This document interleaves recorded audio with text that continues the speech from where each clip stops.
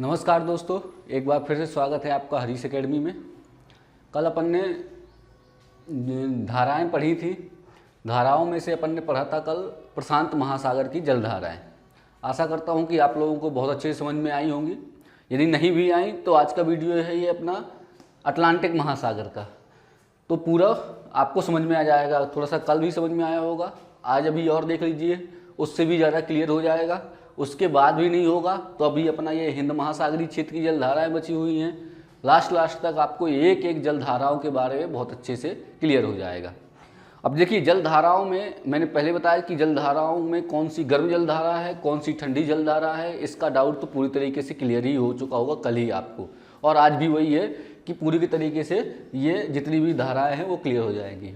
दूसरी बात इसमें यह है ये नाम की, कि गल्फ स्ट्रीम जलधारा, फ्लोरिडा जलधारा, एंटलीज जलधारा, ये नाम तो वैसे ही याद होंगे। देखो, आपने देखा होगा कुछ लोगों को नाम कभी नहीं भूलते और रटते भी नहीं है, फिर भी इनको याद हो जाते नाम। उसका कारण ये है कि जैसे मैंने शुरुआत से ही ज्योग्राफी पढ़ाना स्टार्ट की है, पूरे एक एक वीडियो बनाए हैं, तो ये कहीं ना कहीं देशों के नाम, नदियों के नाम, पहाड़ों के नाम, पर्वतों के नाम, ये सब नाम आए हैं। उन नामों को बार बार रिवाइज होते होते उन्हीं के नाम से ये सब नाम रखे गए हैं। ठीक है, तो वहाँ से नाम याद होते होते चले जाते हैं और रिलेट होता चला जाता है और क्लियर पूरा आगे जो भी नाम आते हैं। जैसे अब यहाँ पर ब्राज़ील की धारा है, तो यहाँ ब्राज़ील देश, इसलिए वहाँ की जलधारा है, तो इनका नाम याद करने में प्रॉब्लम नहीं होगी। अब जो केवल इसी वीडियो को देखा और थोड़ा सा वो भी अभी स्टार्टिंग किया, 2-4-6 मिनट देखा, तो गारंटी तो इसीलिए आपको नाम बार बार भूलेंगे। तो मैं आपसे यही उम्मीद करता हूँ कि पूरे वीडियो शुरुआत से अभी तक देखें। 20-25 वीडियो हैं, क्योंकि अपन 6-7 वीडियो में अपनी वर्ल्ड ज्योग्राफी पूरी तरीके से समाप्त हो जाएगी। ठीक है, तो चलिए शुरुआत करते हैं अब जलधाराओं के बारे में। चलिए, जलधाराओं में देखो क्या है कि ये है अटलांटिक महासागर। ठीक है, जो पुराने हैं व्यूअर्स जो देख रहे हैं बराबर, उनको तो ये पूरी तरीके से समझ में आ गया होगा कि ये अटलांटिक महासागर की जलधारा है। देखो, जैसे शुरुआत जो पहली बार देख रहे हैं उनके लिए बिल्कुल बेसिक से, ये है अफ्रीका महाद्वीप, ये है यूरोप, ये है एशिया, ये है दक्षिणी अमेरिका, ये है उत्तरी अमेरिका।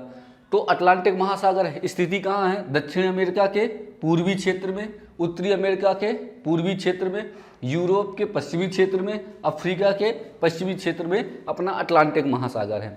और यदि जलधाराओं में मैं अपने बेस पे यदि बात करूं तो सबसे ज़्यादा इम्पॉर्टेंट जलधाराएं होती हैं अटलांटिक महासागर की। यहाँ से क्वेश्चन आता ही आता है, जलधाराओं का यदि क्वेश्चन आएगा तो अटलांटिक महासागर से ही आता है। क्यों? उसका कारण भी है, ऐसा नहीं कि मैं यूं ही बोला हूँ। उसका कारण ये है कि यहाँ की जलधाराओं ने कुछ ऐसे ऐसे कांड किए हैं, ऐसी ऐसी हरकतें की हैं जिस कारण से वो फेमस हो गई है। उसमें से एक जलधारा यहाँ की है जो बहुत ज़्यादा फेमस है, जिसका नाम है लेब्राडोर धारा। वो ठंडी जलधारा है। चलिए, बहरहाल इसका आगे धीरे धीरे आएगा कि आखिर किया क्या है लेब्राडोर जलधारा ने, है ना, जो इतनी फेमस हो गई है। देखो, जलधाराओं में सबसे पहले देखो ये क्षेत्र, तो मैंने आपको पिछले वीडियो में बताया था कि अपनी ये क्या है, विषुवत रेखा से ही अपन शुरुआत करते हैं जलधाराओं की। तो बस वही है कि विषुवत रेखा के जो ऊपरी क्षेत्र है तो इसको उत्तरी क्षेत्र बोलेंगे, जो नीचे का क्षेत्र है इसको दक्षिणी क्षेत्र बोलेंगे। तो उत्तरी क्षेत्र को अपन पढ़ेंगे कैसे कि उत्तरी विषुवतीय धारा, नीचे क्षेत्र को क्या बोलेंगे? दक्षिणी विषुवतीय धारा। देखो, मैंने पहले बताया कि केवल दिमाग में एक बात याद रखनी है। बात ये याद रखनी है कि जो विषुवत रेखा में जैसा भी पानी होगा, जहाँ भी पानी होगा विषुवत रेखा के इर्द गिर्द, वो सब कैसा पानी होगा? गर्म पानी होगा। बस इतनी दिमाग में बात पहले आपको याद रखनी है कि विषुवत रेखा का पानी कैसा होगा? गर्म पानी होगा। अब देखो, यहाँ से कितना भी डीपली कैसे भी घुमा करके किसी भी तरीके से क्वेश्चन पूछे कि प्रशांत महासागर की उत्तरी विषुवतीय जलधारा किस प्रकार की जलधारा है, ठीक है, भले ही प्रशांत महासागर कहे तो भी कैसी होगी? विषुवत लगा मतलब गर्म जलधारा होगी। अटलांटिक महासागर की उत्तरी विषुवतीय जलधारा कैसी जलधारा है? विषुवत लिखा हुआ है मतलब वो कैसी होगी? गर्म ही होगी। अटलांटिक बोले या प्रशांत बोले, तो उत्तरी विषुवतीय धारा ये है, उत्तरी विषुवतीय धारा, ये जो यहाँ से पानी का प्रवाह हो रहा है, तो ये कैसी जलधारा है? गर्म जलधारा है। अब ये जो पानी का प्रवाह है ये इस तरीके से घूमेगा। क्यों घूमेगा? पिछले वीडियो में मैंने बताया था कि पृथ्वी का घूर्णन पश्चिम से पूर्व की ओर है, ठीक है। और बहुत सारे क्या जो पृथ्वी का क्षैतिज संतुलन की भी जो बात की थी मैंने, उस वजह से ये एक सर्किल इनका निर्माण होता है। और पौने भी चलती है क्योंकि पौनों का भी बड़ा इफेक्ट है, ठीक है। चक्रवात, प्रति चक्रवात, इनका भी बहुत इफेक्ट है, ठीक है। तो जैसे अभी आगे प्रति चक्रवात पढ़ेंगे तो वो भी इसी से रिलेट करेंगे, ठीक है। तो चलिए शुरुआत करते हैं। तो जब देखो ये उत्तरी विषुवतीय धारा जो है, तो ये कैसी जल धारा है? ये गर्म जल धारा है। अब इसके आगे आओ, यहाँ आओ, तो यहाँ मैंने पुराने वीडियो जो मेरे 3-4 है जिसमें नदियाँ पढ़ाई थी, तो मैंने बताया था कि ये मैक्सिको की खाड़ी है। कहाँ की खाड़ी है? मैक्सिको की खाड़ी है। और यहीं पर क्यूबा देश भी, क्यूबा एंटीलीज, छोटे छोटे द्वीप हैं। अब ये क्यूबा एंटीलीज, ये द्वीप भी है, इसी के नाम पर एक जलधारा का नाम पड़ गया जिसका नाम है एंटीलीज की जलधारा, ठीक है। कौन सी जलधारा है ये? एंटीलीज जलधारा। ये देखो यहाँ लिखा हुआ है एंटीलीज जलधारा। क्वेश्चन क्या बनेगा कि प्रशांत महासागर में स्थित एंटीलीज जलधारा किस प्रकार की जलधारा है? गर्म है कि ठंडी है, कि गर्म या ठंडी, या ठंडी या गर्म, कुछ भी ऐसे ऑप्शन बनाएगा। तो अपन को कॉन्सेप्ट सीधा पता है कि विषुवत रेखा के बिल्कुल यहाँ उत्तरी विषुवतीय जलधारा के सीधा यहाँ पानी है, तो ये कैसी होगी? सीधा सीधा कैसी जलधारा होगी? गर्म जलधारा होगी। तो एंटीलीज जलधारा भी कैसी जलधारा है? गर्म जलधारा है। अब आप कहोगे एंटीलीज का नाम सर कैसे याद करें, इसको थोड़ा बताओ कैसे रटे। तो मैंने पहले बताया कि जो शुरुआत से देखते चले आए हैं उनको पता है। मैंने बताया कि यहाँ एंटीलीज द्वीप भी है एक, तो उसी के नाम से धारा का नाम है, ठीक है। तो एंटीलीज जलधारा क्या है? गर्म जलधारा है। इसके ऊपर और ऊपर चलो तो यहाँ आएगा आपको फ्लोरिडा। तो फ्लोरिडा की धारा कैसी जलधारा है? फ्लोरिडा है, तो फ्लोरिडा जो है उसकी जलधारा कैसी जलधारा है? तो वो भी कैसी है? फ्लोरिडा धारा जो है वो गर्म जलधारा है। अब इसका क्वेश्चन कैसे बन सकता है? वैरायटी, क्वेश्चन की वैरायटी बना के मैं आपको बताता हूँ कि फ्लोरिडा की धारा एक गर्म जलधारा है, ठीक है। वो किस महासागर में स्थित है, ठीक है। तो आपको पता होना चाहिए ये कौन सा महासागर है? ये आपका अटलांटिक महासागर है। तो ये अटलांटिक महासागर में स्थित है, ठीक है। देखो एक बार अच्छे से देख लो, समझ लो, कैसे भी क्वेश्चन बनाएगा यदि आपने समझ के रखा है कि इस तरीके से ये इसकी गति है और यहाँ स्थिति है, एक भी क्वेश्चन आपकी धाराओं से क्वेश्चन आएगा गलत नहीं हो सकता, ठीक है। तो पहला क्या हो गया? एंटीलीज की धारा कैसी जलधारा है? ये गर्म जलधारा है। दूसरा फ्लोरिडा की धारा कैसी जलधारा है? ये भी गर्म जलधारा है। यहां पर एक जलधारा है जिसका नाम है गल्फ स्ट्रीम की धारा। कौन सी? गल्फ स्ट्रीम की धारा। गल्फ स्ट्रीम की जलधारा, ये पानी ये विषुवत रेखा का ही पानी है, तो ये भी कैसी हो गई? Gulf stream. गल्फ गा से ही गर्म, तो ये तो क्लियर ही होगा कि गल्फ स्ट्रीम कैसी है? गर्म जलधारा है। और कहाँ से? ये विषुवत रेखा का ही पानी यहाँ तक आया है, तो देखो 3 हो गई गर्म सीधा यहाँ से। पहली तो उत्तरी विषुवतीय जलधारा, ये भी कैसी हुई? गर्म। दूसरे नंबर पर एंटीलीज की धारा, ये भी कैसी हुई? गर्म। तीसरे नंबर पर फ्लोरिडा की धारा, ये भी कैसी हुई? गर्म। चौथे नंबर पर इसका पानी कहाँ? यहाँ गल्फ स्ट्रीम की जलधारा, ये भी कैसी हुई? गर्म। और ये उत्तरी अटलांटिक धारा, उत्तरी अटलांटिक धारा ये 5वें नंबर पर, ये भी कैसी हुई? गर्म। अब यही पानी यहाँ से, ये ग्रेट ब्रिटेन से होते हुए ये नॉर्वे, स्वीडन, फिनलैंड जो है यहाँ पहुँचा, गर्म पानी ही। तो नॉर्वेजियन की धारा ये भी कैसी हो गई? 6वें नंबर की, ये भी हो गई गर्म जलधारा। तो यदि अपन अटलांटिक महासागर के उत्तरी क्षेत्र की बात करें और गर्म जलधाराओं की बात करें तो उसमें से कौन कौन सी हैं? उत्तरी विषुवतीय धारा, ये भी गर्म है। एंटीलीज की धारा, ये भी गर्म है। फ्लोरिडा की धारा, ये भी गर्म है। गल्फ स्ट्रीम की धारा, ये भी गर्म है। उत्तरी अटलांटिक धारा, ये भी गर्म है। और नॉर्वेजियन धारा, ये भी गर्म है। अब इनको याद क्या है कि आपको पता है, आपको बस केवल याद रखना है कि जो उत्तरी विषुवतीय जलधारा का पानी कहाँ कहाँ जाता है, एकदम सीक्वेंस है इसका, बिल्कुल दिमाग में आप ये पिक्चर बस याद रख लो और नाम कहाँ कहाँ लिखे हुए हैं। उत्तरी विषुवतीय जलधारा, उसके बाद क्या आ गया? एंटीलीज, एंटीलीज के बाद फ्लोरिडा, फ्लोरिडा के बाद गल्फ स्ट्रीम, गल्फ स्ट्रीम के बाद उत्तरी अटलांटिक, उत्तरी अटलांटिक के बाद क्या जाएगा? नॉर्वेजियन धारा। तो ये सब कैसी धाराएं हो जाएंगी? गर्म जलधारा हो जाएंगी। बात समझ में आई? तो मैंने बताया ना कि विषुवत रेखा का पानी कैसे होता है? गर्म होता है। दूसरा कॉन्सेप्ट क्या था अपना, जो कल के वीडियो में था, कि जो ध्रुवों से पानी आएगा वो कैसा होगा? ठंडा होगा। ध्रुवों से पानी आएगा वो कैसा होगा? ठंडा होगा। तो ये देखो ध्रुवों से पानी यहाँ से आ रहा है, ठीक है। यहाँ मतलब पानी तो भरा ही हुआ है, आर्कटिक महासागर का पानी, अटलांटिक का, तो ये पानी यहाँ से, इनकी भी धाराएं ऐसे और ये धाराएं ऐसे चलती है। तो उसमें से तो सबसे पहले ये ग्रीनलैंड का क्षेत्र पड़ता है। तो पूर्वी ग्रीनलैंड की धारा कैसी जलधारा है? क्या क्वेश्चन पूछेगा कि पूर्वी ग्रीनलैंड की धारा किस प्रकार की जलधारा है? गर्म है कि ठंडी है? तो ग्रीनलैंड कहाँ है? उत्तरी एरिया में है और वहीं से पानी ऐसे आया, तो ये कैसी हो जाएगी? अपनी ठंडी जलधारा हो जाएगी। इर्मिंग धारा, एक ये धारा यहाँ पर है इरविंग धारा, कौन सी, ये भी ऊपरी पानी के हिस्से से है। तो ये इरविंग धारा कैसी जलधारा है, ये भी ठंडी जलधारा है। और सबसे वेरी मोस्ट एकदम वेरी वेरी इंपॉर्टेंट जलधारा है लेब्राडोर की धारा। कौन सी धारा है, लेब्राडोर की जलधारा। किस प्रकार की जलधारा है, ये भी कैसी जलधारा है, ठंडी जलधारा। तो देखो 3 ठंडी हो गई। पहला कौन सा हो गया, इरविंग धारा हो गया, दूसरा हो गया पूर्वी ग्रीनलैंड की धारा, और तीसरा हो गया लेब्राडोर की जलधारा। गल्फ स्ट्रीम हो गई गर्म और लेब्राडोर हो गई ठंडी। अच्छा, चौथी है, देखो ये पानी, अब मैंने भले ही मिल रहा है यहाँ से पानी इस तरीके से गया, लेकिन ये ठंडा पानी जो है ना गर्म, ये किस तरीके से यहाँ से ऐसे होते हुए यहाँ से और इस तरीके से अभी यहाँ आया। तो इस क्षेत्र में जो एक जलधारा है उसका नाम है रेनले धारा। क्या नाम है, रेनले धारा। कौन सी धारा, रेनले धारा। ठीक है, तो रेनले धारा भी कैसी जलधारा है, ये भी एक ठंडी जलधारा है। ठीक है, और चौथा यहाँ पर जो ये अपना पुर्तगाल का क्षेत्र है, वहाँ एक जलधारा है जिसका नाम है कनारी की जलधारा। कौन सी जलधारा है, कनारी की जलधारा। ये भी कैसी जलधारा है, ठंडी जलधारा है। अब देखो ये नामों का इसलिए मैं बार बार बोल रहा हूँ कि देखो यदि आप ऐसी टाइम पास करने के लिए वीडियो देख रहे हैं तो आपको ये नाम तो नहीं याद होंगे, समझ में आ जाएगा। यदि एग्जाम के लिए वीडियो अच्छे तरीके से देख रहे हैं, बिल्कुल डेडिकेशन होकर के, तो ये नाम बिल्कुल सिंपल से हैं। इसलिए सिंपल से हैं क्योंकि पुराने वीडियो पूरे देखते चले आए हो, तो आपको जो पुराने हैं उनको क्लियर हो चुका होगा कि हाँ ये चीज़ें बताई गई हैं, बार बार बताई गई हैं, तो इसका आंसर नाम पूरी तरीके से याद हो गए। एंट्रीज की धारा, देखो एक बार फिर से पहले गर्म देख लेते हैं। उत्तरी विषुवतीय धारा, गर्म जल धारा, क्योंकि गर्म पानी यहाँ से फिर कहाँ पहुँचा, एंटीलीज पर, तो एंटीलीज की धारा कैसी हो गई, ये भी गर्म हो गई। फिर कहाँ पहुँचा, फ्लोरिडा पर, तो फ्लोरिडा की धारा कैसी हो गई, ये भी गर्म हो गई। फिर गल्फ स्ट्रीम कैसी हो गई, ये भी गर्म हो गई। उत्तरी अटलांटिक जल धारा कैसी हो गई, गर्म हो गई। तो 5 जल धाराएं उत्तरी विषुवतीय धारा से लेकर के 5 जल धाराएं कैसी हो गई, गर्म जल धारा हो गई। अब ठंडियों की बात, ठंडी जल धारा की बात करें तो एक तो यहाँ है लेब्राडोर, ये भी ठंडी है। दूसरी पूर्वी ग्रीनलैंड, ये भी ठंडी है। तीसरी इरविंग धारा, ये भी ठंडी है। चौथी आपकी हो गई रेनले धारा, ये भी ठंडी है। और 5वीं कनारी धारा, ये भी ठंडी है। तो 5 जल धाराएं यहाँ ऊपरी हिस्से में गर्म हो गई और 5 कैसी हो गई, ठंडी हो गई। अच्छा, अब इसमें मैंने अभी शुरुआत में ही बताया था कि कुछ जो इन्होंने ऐसे कांड किए हैं, किसने, लेब्राडोर ने और गल्फ स्ट्रीम ने कुछ ऐसे ही हरकतें की है जिस कारण से ये ज़्यादा दोनों फेमस हो गई हैं। देखो इनकी विशेषताएं बड़ी अच्छी हैं। सीधी सीधी बात है कि आपने टाइटैनिक जहाज़ का नाम सुना होगा।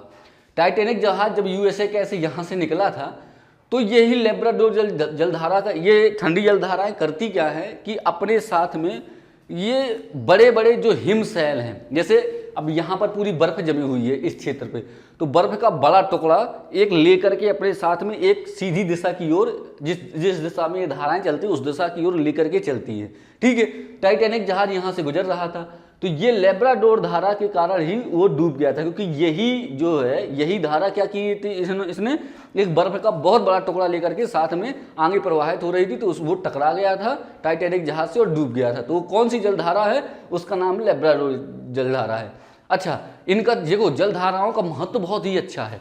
कैसे महत्व अच्छा है, आपने कभी कभी सोचा होगा कि यार यहाँ पर चलो गर्मी है अपने यहाँ ठंड का एरिया है, यूरोप कंट्री, तो जो नॉर्वे, स्वीडन, फिनलैंड, वहाँ के लोग रहते कैसे होंगे, वहाँ कितनी अधिक मात्रा में ठंडी होती होगी।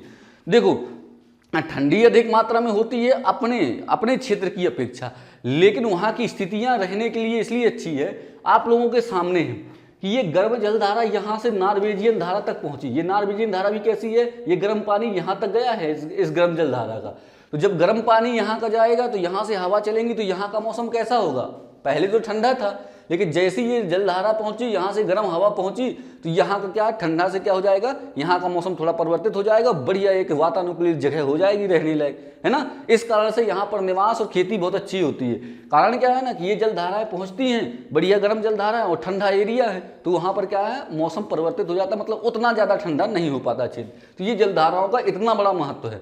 दूसरा महत्व देखो, जब गल्फ स्ट्रीम जलधारा यहाँ से गई, यहाँ से कौन सी गई, गल्फ स्ट्रीम, और ये इस ऊपरी क्षेत्र से कौन सी आई, लेब्राडोर आई, तो ये आपस में मिल जाती है, मतलब गर्म पानी आया और ठंडा पानी आया, एक बिंदु ऐसा आता है कि जहाँ आपस में ये मिल जाता है। जैसे ही मिलता है तो वहाँ का क्षेत्र इतना बढ़िया मछली उत्पादन का क्षेत्र क्रिएट हो जाता है। कौन सा क्षेत्र उत्पादन हो जाता है, मछली उत्पादन का, एक प्रचुर मात्रा में मछली का उत्पादन वहाँ पर होता है, जहाँ पर ये ठंडी और गर्म जलधाराएं मिलती है। आप लोग खुद देखते हो, या पूरा गर्म पानी से नहाओगे तो आपको दिक्कत होगी, ठंडियों में। अब पूरी ठंडे पानी से नहाओगे तो दिक्कत होगी ही। यदि थोड़ा सा गर्म और थोड़ा सा ठंडा पानी मिल जाए तो बढ़िया सा हो जाता है नहाने के लिए। बिल्कुल एज इट इज यहीं भी वही कंडीशन है कि यहाँ से गर्म पानी गया, वहाँ से ठंडा पानी गया, तो जो जहाँ पर पानी की स्थिति बनेगी, बीच वाली स्थिति, वो बहुत बढ़िया जगह होगी, उपयुक्त जगह होगी, जहाँ पर मछलियाँ अच्छे मात्रा में सर्वाइव कर सकती है। तो यही इसीलिए मछली का सबसे अधिक उत्पादन कहाँ होता है? ग्रांड बैंक, ये जो क्लियर है, ये सॉरी यहाँ जो बना हुआ है, कहाँ? अमेरिका के पास मछली का अधिक मात्रा में उत्पादन होता है। ठीक है, तो ग्रांड बैंक में मछली का अधिक मात्रा में उत्पादन किन जलधाराओं के बीच होता है? तो उन जलधाराओं के बीच कैसे भी बना है, किन जलधाराओं के बीच होता है, किन जलधाराओं के संगम से होता है? तो उसमें से कौन सी है? लेब्राडोर और गल्फ स्ट्रीम के द्वारा होता है। बात समझ में आ गई? तो ये है जलधारा। अच्छा, यहाँ पर मैंने एक सारगैसो सागर लिख रखा है, यही बढ़ता है सारगैसो सागर। अब ये एक सारगैसो सागर का एक क्वेश्चन आता है, दो ऐसी मैं दो बना सकता हूँ, लेकिन एक क्वेश्चन इसका आता है कि सारगैसो सागर किस महासागर में स्थित है? क्वेश्चन क्या है? सारगैसो सागर किस महासागर में स्थित है? तो ये कौन सा महासागर है? अटलांटिक महासागर। तो अटलांटिक महासागर में सारगैसो सागर स्थित है। दूसरा क्वेश्चन ऐसा ही बन सकता है कि विश्व का ऐसा एकमात्र सागर कौन सा है जिसका कोई तट नहीं है? क्वेश्चन समझना आप, विश्व का ऐसा एकमात्र सागर कौन सा है जिसका कोई तट नहीं है? तो यही सागर है सारगैसो सागर, इसका कोई तट नहीं है। अब देखो कॉन्सेप्ट की बात, अब आप लोगों के दिमाग में तुरंत एक बात चली होगी कि यार ये जब पूरा अटलांटिक महासागर है तो यहाँ सागर कैसे आया? फिर कोई तट भी नहीं है। तो इसमें क्या है कि इसका जो है तो जो ऐसे घुमाव होता है यहाँ पर जलधाराओं का, और इस तरीके से ये जो क्षेत्र बनता है तो उसका पर्टिकुलर एक ही क्राइटेरिया बन करके रह गया, इस कारण से उसको सागर का नाम दे दिया। बहुत सारे शोध हैं सारगैसो सागर पे, बहुत सारी रिसर्चें हैं। ठीक है, तो उनको पढ़ने के लिए ये है कि जब आप फ्री टाइम पे हो तो पढ़ते रहना नेट से कि ये आखिर ऐसा यहाँ पर क्यों कहा जाता है। ठीक है, तो अभी तो एग्जाम से संबंधित ये जलधाराएं मैंने आपको बता दी। ठीक है, ये समझ में आ गई, क्लियर हो गई यहाँ तक? तो देखो एंटीलीज, फ्लोरिडा, गल्फ स्ट्रीम, उत्तरी अटलांटिक, फिर ये क्या है? कनारी, रेनले, इर्मिंग और नॉर्वेजियन, पूर्वी ग्रीनलैंड, लेब्राडोर। अब चलिए दक्षिणी क्षेत्र में चलते हैं। देखो अब उत्तरी क्षेत्र की जलधाराएं क्लियर हो गई। अब इसके बाद दक्षिणी विषुवतीय धारा, कौन सी धारा है? दक्षिणी विषुवतीय धारा। कैसी जलधारा होगी? बिल्कुल सिंपल सा, दक्षिणी विषुवतीय धारा कैसी जलधारा होगी? विषुवत लगा है तो कैसी होगी? बस वही गर्म जलधारा होगी। अब इसका पानी यहाँ से इस तरीके से आया, इस तरीके से। देखो एक पैटर्न आप लोगों ने देखा होगा कि ये कैसे इस तरीके से क्लॉकवाइज यहाँ उत्तरी क्षेत्र में घूम रहा है। कैसे पानी चल रहा है? इस तरीके से चल रहा है। और यहाँ कैसे? इस तरीके से, एंटी क्लॉक, इस तरीके से चल रहा है। तो बस यही दिमाग में याद रखना है, यहाँ से ऐसे। तो जब जैसे ही आप इस तरीके से क्लॉकवाइज याद रखोगे तो आपको सीधा पता चलेगा कि यहाँ से ये सीधा कहाँ जाएगी? यूएसए के क्षेत्र में जाएगी। तो 100% यूएसए के क्षेत्र की जितनी धाराएं तट पे रहेगी, ये जो क्षेत्र रहेंगे वो हमेशा गर्म रहेंगे। और वहाँ से घूम के जो पानी आएगा उस साइड से, तो जो यूरोप कंट्री के एरिया में जो जलधाराएं आएंगी वो हमेशा कैसी रहेंगी? ठंडी रहेंगी। दक्षिण में क्या याद रखना है? यहाँ से इस तरीके से जा रही है, ऐसे घूम रही है, तो मतलब दक्षिणी विषुवतीय धारा भी गर्म होगी। और ऐसे मतलब ब्राजील का जो क्षेत्र होगा वहाँ 100% गर्म जलधाराएं होंगी, ठंडी। इस नीचे से पानी आया ठंडी का, तो यहाँ से इस तरीके से ऐसे घूमेंगी। तो मतलब जो अफ्रीका के पूर्वी क्षेत्र का जो क्षेत्र होगा वो अधिकतर 90% ये गारंटी है कि वो कैसी होगी? ठंडी जलधारा होंगी, क्योंकि यहाँ से ऐसे आया है। तो अब देखो इनसे मरुस्थलों का निर्माण होता है, क्योंकि वो उस क्षेत्र का जो ह्यूमिडिटी रहती है या उस क्षेत्र को पूरी तरीके से ठंडा कर देती हैं या गर्म कर देती हैं। जैसे यहाँ पर फॉकलैंड धारा है तो ये पैटागोनिया मरुस्थल इसी कारण बना हुआ है। ठीक है, लेकिन वो उतना ज़्यादा इंपॉर्टेंट नहीं है। देखो दक्षिणी विषुवतीय धारा कैसी? गर्म। ब्राजील की धारा कैसी? गर्म। तो दक्षिणी क्षेत्र पर केवल जो अटलांटिक महासागर में दो जलधाराएं गर्म है। पहला कौन सी हो गई? दक्षिणी विषुवतीय धारा। दूसरी गर्म जलधारा कौन सी हो गई? ब्राजील जलधारा। अब एक बात है, जैसे आपने ध्यान से देखा होगा, कभी भी यदि पेपर में आ गया कि अर्जेंटीना की जलधारा नहीं है यहाँ, फिर भी मैं बना रहा हूँ, अर्जेंटीना की जलधारा कैसी जलधारा है? गर्म है कि ठंडी है? नाम से यहाँ पर डिनोट कर सकते हैं। जैसी बोला अर्जेंटीना की जलधारा, अपन ठंडी तो हो ही नहीं सकती, क्योंकि ये यहाँ पानी कैसा है? गर्म है। अपन सीधा टिक करेंगे गर्म जलधारा है। ठीक है, तो देखो ये दक्षिणी विसुवती धारा कैसी है, गर्म है। ब्राजील धारा कैसी हो गई, गर्म हो गई। अब ये पानी यहाँ से आया और यहाँ से ठंडा पानी आ गया, तो ये क्षेत्र भी, अब ये था गर्म पानी लेकिन अब ये कैसे होगा, ठंडा हो गया। यहीं एक फॉकलैंड करके द्वीप है, तो उसी के नाम से एक जलधारा बनी फॉकलैंड धारा। क्यों, क्योंकि यहाँ पर से ठंडा पानी आ चुका है। तो ये याद रखना है कि जो फॉकलैंड है, तो फॉकलैंड धारा कैसी है, ये ठंडी जलधारा है। फॉकलैंड की धारा कैसी है, ठंडी जलधारा है। ब्राजील की धारा गर्म हो गई, दक्षिण विसुवती धारा गर्म हो गई, लेकिन फॉकलैंड की धारा कैसी हो गई, अपनी ठंडी हो गई। अब यहाँ दक्षिणी अटलांटिक धारा, तो ये पानी बिल्कुल यहाँ ध्रुवों से आया हुआ पानी है, या इस क्षेत्र जो दक्षिणी अटलांटिक महासागर का पानी है, तो ये कैसे होगा, दक्षिणी अटलांटिक धारा कैसी होगी, ठंडी जल धारा होगी। अब ये बेंगुला धारा, ये कौन सी धारा है, बेंगुएला धारा। तो अब देखो ये याद रखना है, जो बेंगुला क्षेत्र है वो कहाँ है, अफ्रीका के पश्चिमी क्षेत्र में। तो 100% बेंगुला धारा कैसी होगी, आपकी ठंडी जल धारा होगी। ठीक है, तो 3-4 नाम दक्षिण में याद रखने हैं अपन को। दक्षिण विसुवती धारा गरम, ब्राजील की धारा गरम, फॉकलैंड की धारा ठंडी, दक्षिण अटलांटिक धारा ठंडी, और बेंगुला धारा ये कैसी हो गई, ठंडी हो गई। तो क्लियर, ये यहाँ तक हो गई आपकी अटलांटिक महासागर की जलधाराएं। जलधाराएं आप वैसे ही पढ़ते होगे, तब लगता होगा जलधाराएं बहुत टफ है, कैसे याद होगी, बिल्कुल सिंपल सी है। एंड्रीज की जलधारा सीधा गर्म, फ्लोरिडा की जलधारा गरम, गल्फ स्ट्रीम गरम, उत्तरी अटलांटिक धारा गरम, लेब्राडोर ठंडी, पूर्वी ग्रीनलैंड ठंडी, एमिंग धारा ठंडी, नॉर्वेजियन धारा ठंडी, कनारी धारा ठंडी, रेलने धारा ठंडी। ठीक है, अब यहाँ पर जैसे गिनी है, गिनिया देश है, मैंने नदियों में बताया था, कैसी जलधारा होगी, सीधी सीधी बात है, गर्म जलधारा होगी। और देशों के नाम लेकर के तुम पूछ लो, घाना की जलधारा कैसी होगी, गर्म जलधारा होगी, क्योंकि हमें पता है कि यहाँ पर वही देश है ना। थोड़ा सा याद कहाँ रखना है, जहाँ ये मिक्स क्षेत्र होता है, जहाँ ठंडी भी आती है और गर्म भी, वहाँ पर जो कुछ रहता है तो उसमें क्या रहता है कि उसमें थोड़ा यहाँ ठंडी हो जाती है और यहाँ गर्म हो जाती है, तो वहाँ की बस याद है, जैसे फॉकलैंड यहाँ पर आ गया। ठीक है, तो अब आपको ये धारा है अटलांटिक महासागर, और अटलांटिक महासागर की जलधारा है और प्रशांत महासागर की जलधारा है। दोनों जलधाराओं का कॉन्सेप्ट बहुत अच्छी तरीके से समझ